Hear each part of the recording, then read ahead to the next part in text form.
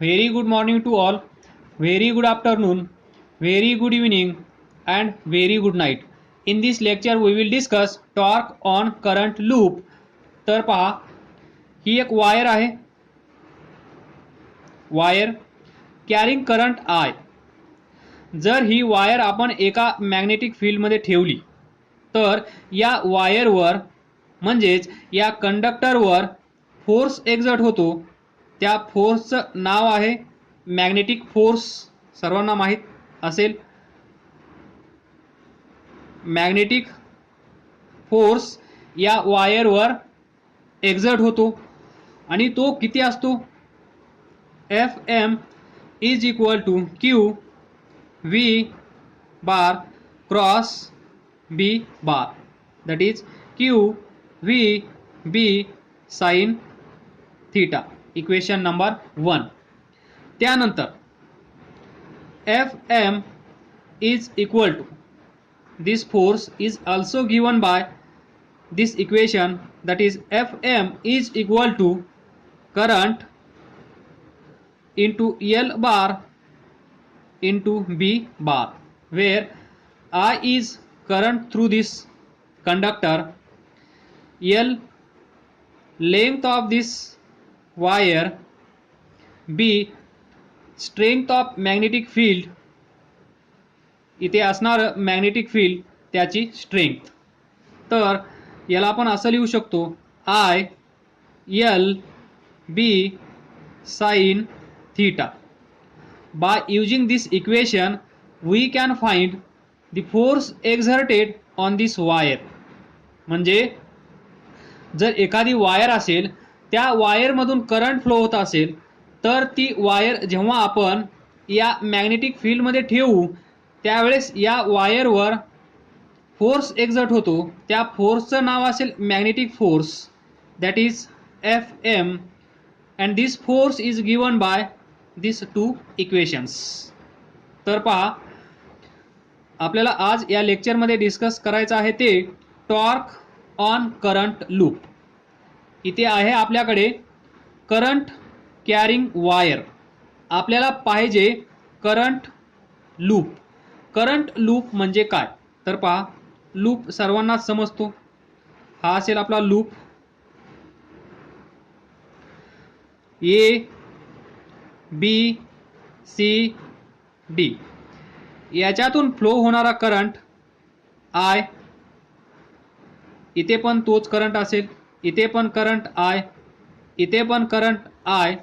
तर number 1, AB वर किती फोर्स एक्झर्ट होत असेल, AD वर किती फोर्स एक्झर्ट होत असेल, DC वर किती फोर्स एक्झर्ट होत असेल, अँड CB वर किती फोर्स एक्झर्ट होत असेल, हे आपल्याला फाइंड करायचं आहे. ज्याप्रमाणे आपल्याला माहीत आहे, एखादा कंडक्टर ज्याच्यामधून करंट फ्लो होत आहे, तो जेव्हा आपण एका मॅग्नेटिक फील्डमध्ये ठेवतो त्यावेळेस त्या कंडक्टरवर म्हणजेच त्या वायरवर फोर्स एक्झर्ट होतो. त्याचप्रमाणे आपण हा एक करंट लूप मॅग्नेटिक फील्डमध्ये ठेवूया. तर पहा, इथे असणार मॅग्नेटिक फील्ड कसा असेल, याचा अर्थ काय? इथे असणार मॅग्नेटिक फील्ड असा असेल, म्हणजेच कमिंग आउट ऑफ प्लेन. याचा अर्थ असेल गोइंग इनटू द प्लेन. तर इथे जो करंट लूप आपण कन्सिडर केला आहे, हा करंट लूप अशा मॅग्नेटिक फील्डमध्ये ठेवला आहे, त्याची डायरेक्शन कशी आहे? कमिंग आउट ऑफ प्लेन, म्हणजे ती आपल्याकडे येत आहे असं इमॅजिन करा. Direction of magnetic field is like it is coming towards us. आपल्याकडे ती येत आहे असं इमॅजिन करा. This is the direction of magnetic field here. म्हणजेच असे असेल, this is the direction of magnetic field. तर पहा, कमिंग आउट ऑफ प्लेन. त्यानंतर करंट आहे, लूप आहे म्हणजेच वायर आहे. मॅग्नेटिक फील्ड आहे, तर आपण फाइंड करूया या वायरवर फोर्स एक्झर्ट होत आहे हे तर आपल्याला माहीतच आहे, फक्त डिसाईड करायचं आहे ती डायरेक्शन. तर one can use Fleming's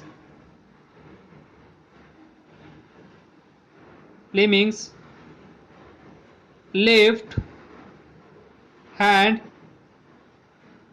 rule. Number 2, one can use this rule, that is right hand rule.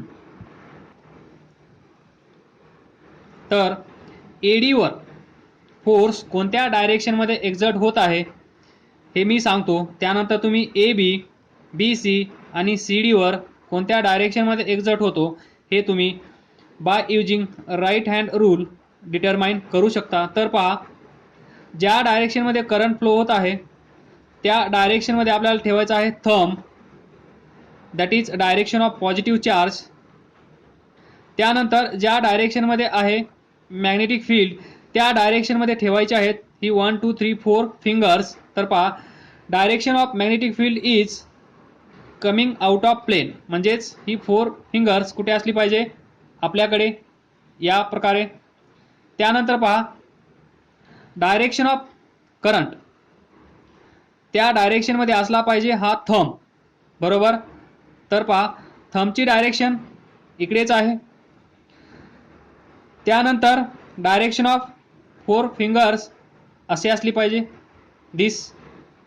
तर पहा, direction of current and direction of this thumb match होत आहे. त्यानंतर direction of magnetic field and direction of this 4 fingers match होत आहे. त्यावेळेस आपण काय करतो, हा जो पाम आहे तिथून आपण परपेंडिक्युलर ड्रॉ करतो. तर हा कंप्लीट वर्टिकल असेल तर या पोझिशनला पहा, this is perpendicular to this palm. तळ हाताला परपेंडिक्युलर असला पाहिजे, म्हणजेच दिस. ही डायरेक्शन असेल मॅग्नेटिक फोर्सची, जो फोर्स या एडीवर एक्झर्ट होत आहे. हाच रूल यूज करून तुम्ही याच्यावर फोर्स एक्झर्ट होत आहे त्याची डायरेक्शन फाइंड करा, याची फाइंड करा, याची फाइंड करा आणि सांगा.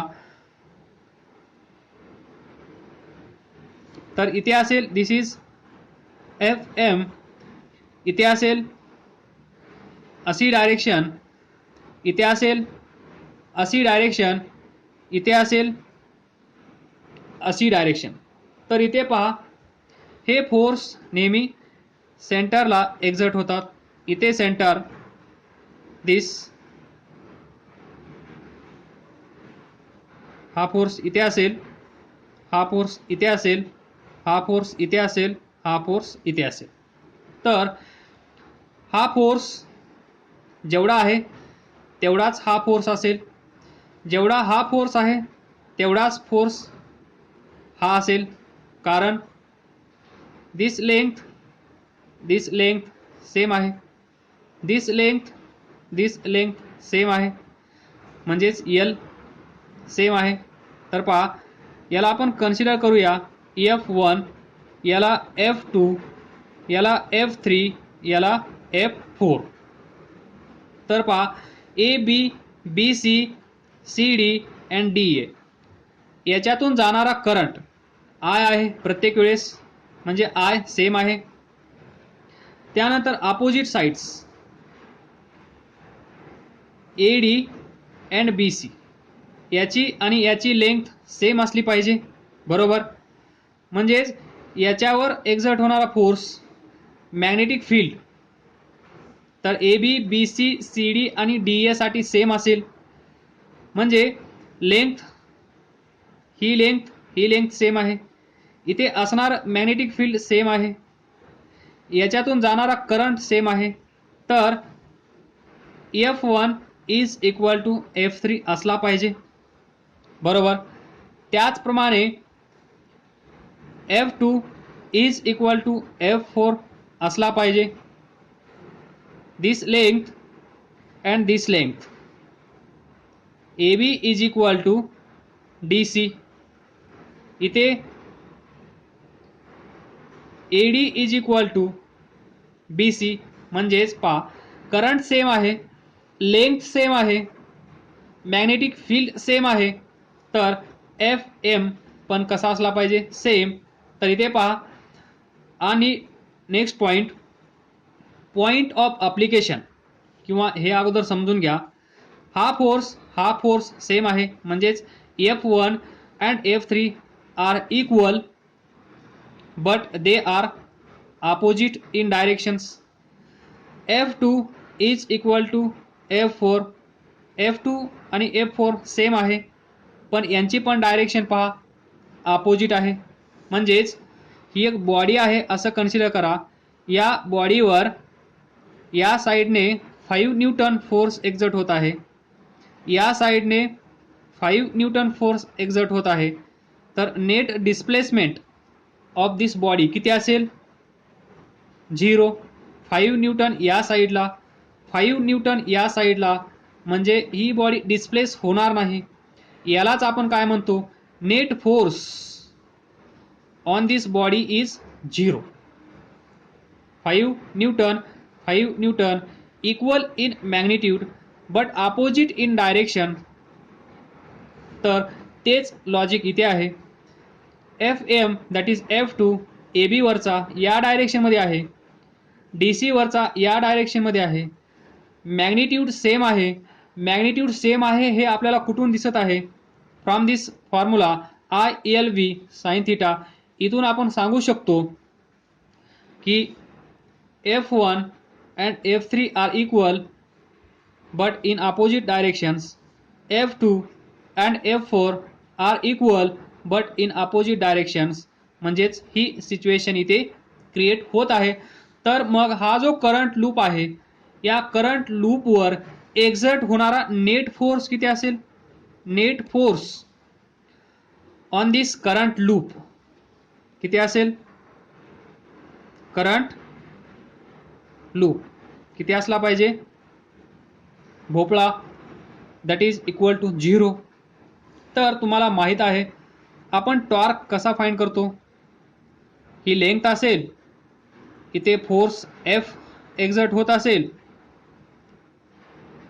इथे पायवोटेड पॉइंट असेल, तर हा असा रोटेट होईल. That is torque is equal to R cross F. हा फॉर्म्युला यूज करून आपण टॉर्क फाइंड करत असतो. जर फोर्स 0 असेल तर टॉर्क 0 असेल, बरोबर. हे एक लॉजिक. त्यानंतर दुसरं लॉजिक तुम्हाला माहित आहे.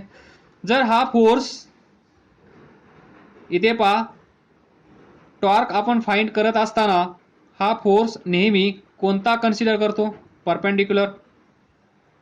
जर हा फोर्स या पॉइंटमधून असा पास होत असेल तर R किती असेल, 0. R 0 होईल. म्हणजे हा फोर्स परपेंडिक्युलर कन्सिडर करतो. त्यानंतर तो फोर्स त्या पॉइंटमधून, जिथे आपण टॉर्क फाइंड करत आहोत त्या पॉइंटमधून पास नाही झाला पाहिजे, ही पण आपली एक कंडिशन आहे. तर इथे पहा, इथे हा पॉइंट O, तर हा F1 याच पॉइंटमधून जात आहे, F3 त्याच पॉइंटमधून जात आहे, F2 त्याच पॉइंटमधून जात आहे, F4 त्याच पॉइंटमधून जात आहे. तर नेट टॉर्क पण काय असेल, भोपळा. एक तर तुम्हाला माहित आहे फोर्स 0 आहे. हा जो करंट लूप आहे, या करंट लूपवर जो फोर्स एक्झर्ट होत आहे, मॅग्नेटिक फोर्स, तो फोर्स 0 आहे. फोर्स 0 असेल तर टॉर्क क्रिएट होणार नाही. हे एक लॉजिक लक्षात ठेवा. दुसरं logic, point of application of all these forces are same. म्हणजेच like this, point of application of F1 and F3 are same. त्यामुळे F1 आणि F3 टॉर्क क्रिएट करणार नाहीत तर हा टॉर्क आला 0. Then number 2, point of application of F2 and F4 are same, किंवा we can say is same. त्यामुळे F2 आणि F4 हे दोघे पण टॉर्क क्रिएट करणार नाहीत, तर इथे पण असेल net torque 0. Finally we can say net torque on this current loop is 0. Now consider this is magnet, this is north pole of magnet, this is south pole of magnet. तर इथे असणारी direction of magnetic field कशी असेल? From north to south. हे सर्वांना माहीत आहे. इथून मॅग्नेटिक फील्ड लाईन्स निघतील आणि त्या इथे येत असतील नव्हे, येणारच. From north to south, this is the direction of magnetic field lines. त्यानंतर याच्यामध्ये आपण एक करंट लूप कन्सिडर करूया. हा असेल करंट लूप. हा असेल या करंट लूपचा शाफ्ट. कुणाला कुणाला आठवत असेल हे मी काय ड्रॉ करत आहे, हे आहे basic principle of electric motor. तिथे आपण असाच एक करंट लूप डिस्कस केला होता 10th मध्ये, लक्षात असेल तर पहा, हा ए बी सी डी हा एक करंट लूप आहे. या करंट लूपमधून, म्हणजेच याला आपण तिथे 10th मध्ये असं म्हणत होतो rectangular coil A B C D. या रेक्टँग्युलर कॉईलमधून जेव्हा आपण करंट पास करतो त्यालाच आपण आपल्या लँग्वेजमध्ये म्हणतो आपण मोटार चालू केली आहे. तर this is the direction of current, this is the direction of magnetic field. तर पहा, आपल्याला माहीत आहे कंडक्टरमधून जाणारा करंट आय. इथे जर मॅग्नेटिक फील्ड असेल म्हणजे हा कंडक्टर कॅरिंग करंट आय जर आपण मॅग्नेटिक फील्डमध्ये ठेवला तर याच्यावर मॅग्नेटिक फोर्स एक्झर्ट होतो. तर पहा, इथे मॅग्नेटिक फील्ड अवेलेबल आहे. या कॉईलमधून करंट फ्लो होत आहे. करंट आहे, मॅग्नेटिक फील्ड आहे, कंडक्टर आहे, तर याच्यावर फोर्स एक्झर्ट झालाच पाहिजे. तर again we can use Fleming's left hand rule और simple right hand palm rule also. तर इथे तुम्हाला लक्षात ठेवायचं आहे बी सी इयर B C direction of current and direction of magnetic field कशी आहे? या करंट लूपवर फोर्स एक्झर्ट होत असणार आणि तो फोर्स ज्याप्रमाणे आपण अगोदर याच लेक्चरमध्ये डिस्कस केलं, net force and net torque on this current loop वाज 0. तर इथे पहा, पण त्या केसमध्ये मॅग्नेटिक फील्ड कशी होती अशी आपण कन्सिडर केली होती, that is coming out of plane. तर इथे डायरेक्शन ऑफ मॅग्नेटिक फील्ड आपण चेंज केली आहे. This is from left to right. या केसमध्ये that is current loop in a magnetic field. यालाच आपण म्हणतो basic principle of electric motor. त्यालाच आपण मोटर म्हणतो. तर इथे पहा, अगोदर आपण कन्सिडर करूया बी सी मधून जो करंट फ्लो होत आहे त्याची डायरेक्शन आणि याची डायरेक्शन कुणाची, मॅग्नेटिक फील्डची, पॅरलल आहे की नाही. तुम्हाला माहीत आहे magnetic force exerted on this side of this rectangular coil that is B C.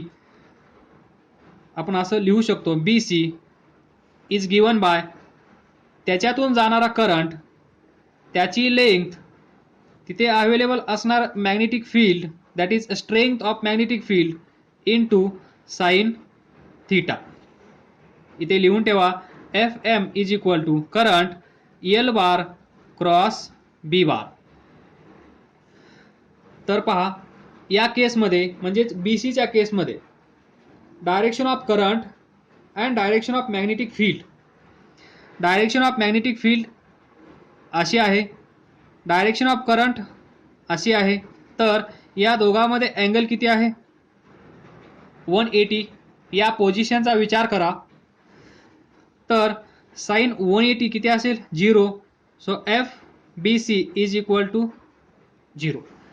म्हणजे जेव्हा ही कॉईल या मॅग्नेटिक फील्डमध्ये असेल, जर ही साइड या मॅग्नेटिक फील्डला पॅरलल असेल, यालाच आपण काय म्हणतो इथे अँटी पॅरलल असेल तर अँगल असं पॅरलल असेल तर theta is equal to 0.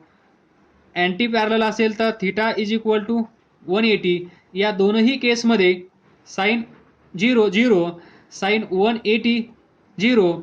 So force exerted on this B C is 0. हे तुम्हाला B C is equal to 0. त्याचप्रमाणे इथे एडी आहे, एडीवर किती फोर्स एक्झर्ट होत असेल कोण सांगेल.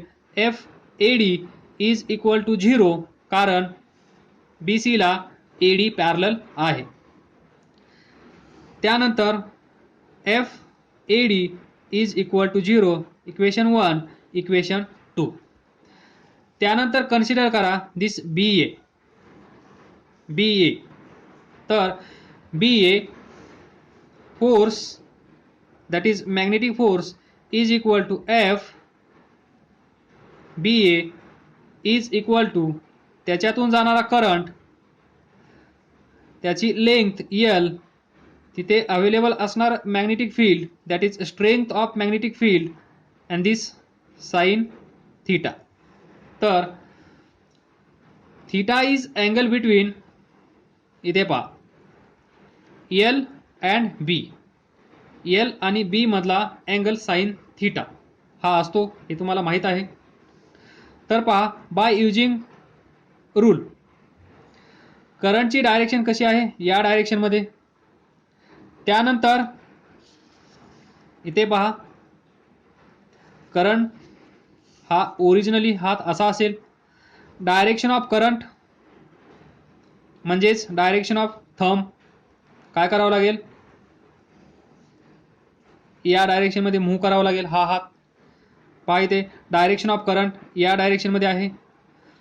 त्यानंतर इथे असणारं मॅग्नेटिक फील्ड पहा लेफ्ट टू राईट म्हणजेच या डायरेक्शनमध्ये आहे. त्यावेळेस आपण काय करतो इथे परपेंडिक्युलर ड्रॉ करतो आणि हा परपेंडिक्युलर आपल्याला सांगतो डायरेक्शन ऑफ मॅग्नेटिक फोर्स. तर या केसमध्ये बी एवर फोर्स कोणत्या डायरेक्शनमध्ये एक्झर्ट होत आहे पहा इथे डायरेक्शन ऑफ करंट म्हणजे डायरेक्शन ऑफ थंब, त्यालाच आपण म्हणतो पॉझिटिव्ह चार्जची डायरेक्शन. त्यानंतर दिस 4 फिंगर्स कोणत्या डायरेक्शनमध्ये असली पाहिजेत in the direction of magnetic field. आणि इथे असणारं मॅग्नेटिक फील्ड कसं आहे फ्रॉम लेफ्ट टू राईट, तर लेफ्ट टू राईट. त्यावेळेस इथे ड्रॉ करा एक परपेंडिक्युलर, तो कसा असेल पहा कमिंग आउट ऑफ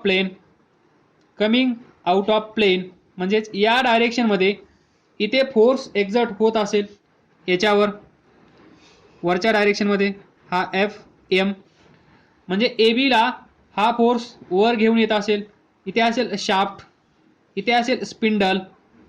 तर इथे पहा एफ बी सी याच्यावर फोर्स नाही आहे, याच्यावर फोर्स नाही आहे, याच्यावर फोर्स आहे दॅट इज. तर पहा angle between L and B, L म्हणजे दिस साइड, एल म्हणजे दिस साइड, ही आपण कन्सिडर करूया एल बी. बी आहे अशी, तर दोघांमध्ये अँगल किती आहे 90. दिस इज डायरेक्शन ऑफ बी. तर हा फोर्स किती येईल आय एल बी, तर कन्सिडर करा ही लेंथ L1, ही लेंथ L2.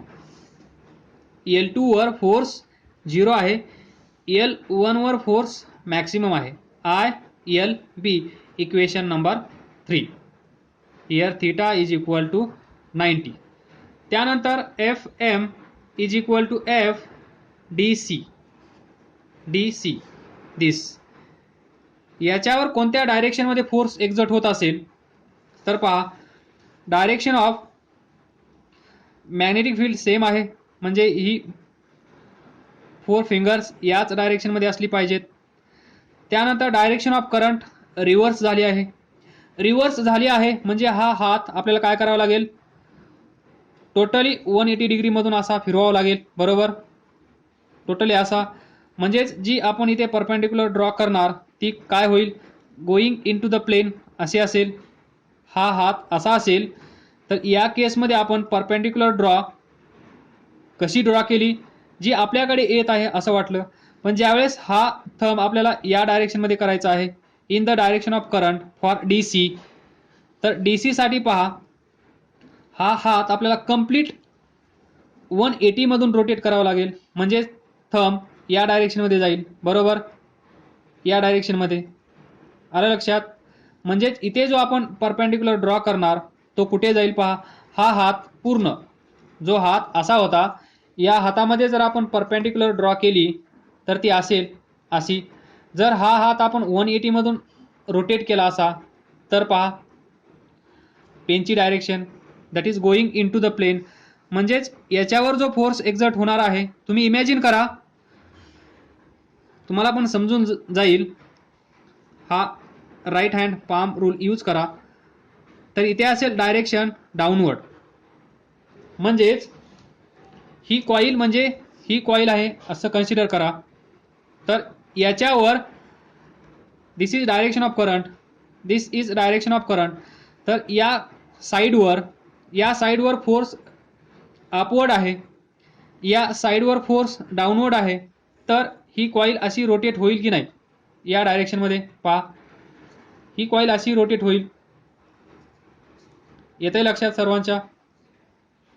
कारण एका साईडवर फोर्स अपवर्ड आहे, एका साईडवर फोर्स डाऊनवर्ड आहे, आणि हा फोर्स पण किती असला पाहिजे, FDC इज इक्वल टू त्याच्यातून जाणारा करंट I, त्या साईडची लेंथ L, तिथे असणार मॅग्नेटिक फील्ड B, आणि sine of angle between L bar and B bar, आणि तो इथे पण कसा असेल पहा, डायरेक्शन ऑफ करंट किंवा direction of this length vector, त्याला ही डायरेक्शन ऑफ मॅग्नेटिक फील्ड कशी आहे, परपेंडिक्युलर.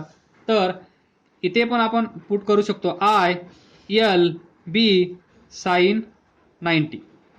तर ILB इक्वेशन नंबर 4. तर पहा BC वर फोर्स 0 आहे, याच्यावर फोर्स 0 आहे, याच्यावर फोर्स 0 आहे, याच्यावर फोर्स आहे ILB, याच्यावर फोर्स आहे ILB. हा फोर्स या BA ला वरती घेऊन येत आहे, हा फोर्स ILB या CD ला डाऊनवर्ड डायरेक्शनमध्ये घेऊन जात आहे, म्हणून ही कॉईल रोटेट होईल. हे दोन फोर्स या कॉईलला रोटेशनमध्ये आणतील, म्हणजेच हे दोन फोर्स इथे टॉर्क क्रिएट करत आहेत. हा फोर्स टॉर्क क्रिएट करण्यामध्ये काही कॉन्ट्रीब्यूट करत नाहीये, हा फोर्स पण कॉन्ट्रीब्युशन करत नाहीये टॉर्कसाठी. म्हणजे due to this force there is no torque. But हे जे दोन साइड्स आहेत, या दोन साइडवर जो फोर्स एक्झर्ट होत आहे, या दोन फोर्सची डायरेक्शन अपोजिट आहे, एक डाऊनवर्ड आहे, एक अपवर्ड आहे, आणि point of application of this two force is also different. इथे पहा पॉइंट ऑफ अप्लिकेशन इथे आहे, म्हणजेच शाफ्टपासून किंवा ॲक्सिसपासून किंवा स्पिंडलपासून हे डिस्टन्स किती आहे, याची लेंथ आहे L2, तर हे डिस्टन्स किती असेल L/2. या शाफ्टपासून या फोर्सचं डिस्टन्स किती आहे L/2. या शाफ्टपासून या फोर्सचं डिस्टन्स किती आहे L/2, कारण ही टोटल लेंथ किती आहे दिस L2, तर हे हाफ असेल L/2, L2 आहे L2/2, इथे पण L2/2 हे डिस्टन्स असेल, त्यालाच आपण म्हणतो परपेंडिक्युलर डिस्टन्स. कारण टॉर्क फाइंड करत असताना आपण R क्रॉस F घेत असतो. हे डिस्टन्स कसं असलं पाहिजे परपेंडिक्युलर, म्हणजेच फोर्स हा त्याला परपेंडिक्युलर आला पाहिजे त्या पॉईंटला या डायरेक्शनमध्ये. हेच डिस्टन्स आपण घेत असतो टू फाइंड टॉर्क. तर तुमच्या लक्षात आलं असेल की या साईडमुळे इथे टॉर्क अवेलेबल आहे, या साईडमुळे इथे टॉर्क अवेलेबल आहे. त्यालाच आपण या टॉपिकचं नाव काय आहे torque on current loop. Torque on current loop. तर याच्यामुळे टॉर्क नाहीये, याच्यामुळे टॉर्क नाहीये, याच्यामुळे टॉर्क आहे, याच्यामुळे टॉर्क आहे. तर ज्यावेळेस याच्यावर फोर्स एक्झर्ट होईल, याच्यावर फोर्स एक्झर्ट होईल, त्यावेळेस ही कॉईल रोटेट होईल आणि ती रोटेट झालेली आपण एक पोझिशन ड्रॉ करूया. तर इमॅजिन करण्याचा प्रयत्न करा, ज्यावेळेस ही कॉईल या साईडवर, या कॉईलच्या या साईडवर फोर्स या डायरेक्शनमध्ये अपवर्ड डायरेक्शनमध्ये एक्झर्ट होत आहे, या साईडचा डाऊनवर्ड, म्हणजे ही कॉईल अशी रोटेट होईल. ज्यावेळेस ही कॉईल अशी रोटेट होईल त्यावेळेस पहा direction of magnetic field change होईल का, direction of magnetic field change होईल का, नाही. डायरेक्शन ऑफ मॅग्नेटिक फील्ड अशीच राहणार आहे, पण ही कॉईल रोटेट होत आहे. त्यावेळेस पहा दिस बी सी कडे लक्ष द्या. बी सी पहा, बी सी हा या मॅग्नेटिक फील्ड सोबत काहीतरी अँगल तयार करत आहे. तो अँगल आपण कन्सिडर करूया थीटा. आलं लक्षात? पहा अँगल इथे पहा, जिथे जॉईंट आहे तिथे पहा, दिस अँगल दिसला, हे असा असेल रोटेशन. या साईडने पहा अँगल दिसतोय, दिस अँगल, हा अँगल तयार होईल बी सी मध्ये आणि या डायरेक्शन ऑफ मॅग्नेटिक फील्ड मध्ये.